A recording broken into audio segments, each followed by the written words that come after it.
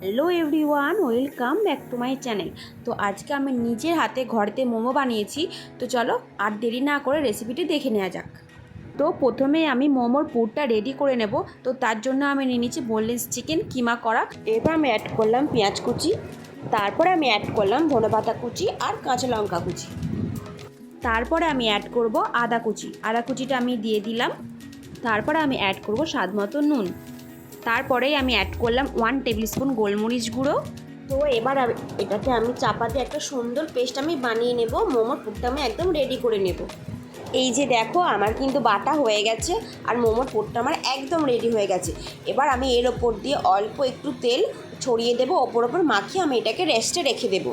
তো এবার আমি ময়দাটা মাখিয়ে নেব। এটা কিন্তু আমি শুধু ময়দা নিইনি, আটাও অ্যাড করেছি। এবার এতে আমি স্বাদ মতো নুন দিয়ে দেবো। এবার দিয়ে দেবো অল্প একটু সাদা তেল। এবার সব উপকরণগুলোকে আমি ভালো করে মিক্স করে নেব। তো দেখো, আমার ময়দাটা মাখানো রেডি হয়ে গেছে। এবার এতে আমি একটা একটা করে ছোটো ছোটো লেচি কেটে নিয়েছি। এবার এটাকে আমি খুব বেশি পাতলাও করব না আর খুব মোটাও করব না, মিডিয়াম করে বেলে নেব। বেলে নিয়ে এতে আমি মোমোর যে পুরটা আমি রেডি করে রেখেছিলাম অল্প একটু দিয়ে মোমোর একটা শেপ আমি বানিয়ে নেব। আমি তো ফার্স্ট টাইম করছি, ভালোভাবে ঠিক পারছি না করতে, তোমরা কিছু মনে করো না। করতে করতে ঠিক অভ্যাস হয়ে যাবে। পরের বার যদি তোমাদেরকে আমি রেসিপি শেয়ার করি তখন নিশ্চয়ই খুব ভালো হবে। তো দেখো, আমি একটা মোমোর শেপ বানিয়ে নিয়েছি। তো চলো আর একটা বানানো যাক। এটা একটা অন্য শেপ বানাবো। তো এ তো আমি সেমভাবে অল্প একটু পুর দিয়ে একটা অন্য শেপ বানাবো।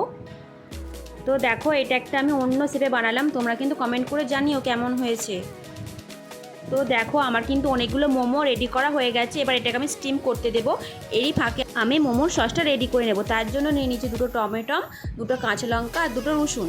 এবার এইগুলোকে আমি একটু পুড়িয়ে নেব। এই যে দেখো, আমার পুরানো হয়ে গেছে সব উপকরণগুলোকে। এবার এটাকে আমি একটা সুন্দর পেস্ট বানিয়ে নেবো। এই যে দেখো, আমার বানানোও হয়ে গেছে। এবার এতে আমি অ্যাড করলাম 1 টেবিল স্পুন সয়া সস, একটু স্বাদ মতো নুন আর একটু লেবুর রস। তো এবার এটাকে আমি ফুটিয়ে নেবো। এই যে কড়াতে আমি তেল দিয়ে এই পেস্টটাকে দিয়ে দিলাম। একটু ফুটিয়ে নিলেই আমার মোমো সস একদম রেডি। এই যে দেখো, আমার মোমোগুলো স্টিম হয়ে গেছে আর এদিকে আমার সসটাও রেডি হয়ে গেছে। তো দেখো, আমার তো হেভি লেগেছে, দারুণ লেগেছে টেস্টটা। তোমরা কিন্তু নিজেরা ঘরেতে ট্রাই করো, কমেন্টে বলো কিন্তু কেমন হয়েছে। তো চলো, দেখা হচ্ছে পরের কোনো ভিডিওতে। টাটা।